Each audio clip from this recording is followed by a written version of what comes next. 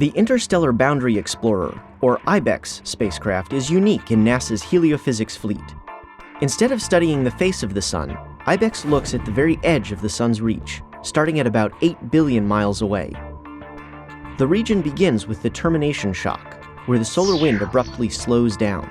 It ends with the heliopause, the boundary between the solar wind and interstellar space.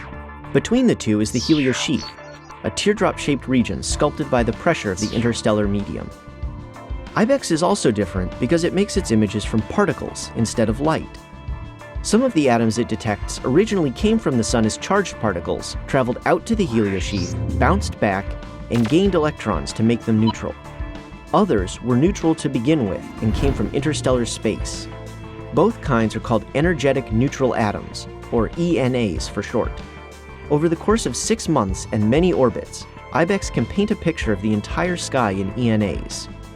For easier viewing, the sphere of the sky is unwrapped and projected onto an oval, much like how a map of the spherical Earth is projected onto a rectangle. The colors correspond to how many atoms hit the detector from a particular region. Violet represents few atoms, and the colors move up to red, which represents many atoms. IBEX can also tell how energetic each atom was, and, much like filtering light to show one color, create an all-sky map of each energy level. Viewing the sky this way can reveal some startling things about the edge of the solar system. IBEX is led by Dave McComas of the Southwest Research Institute in Texas.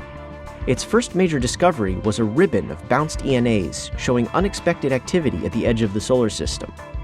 Subsequent measurements show that this ribbon changes over time.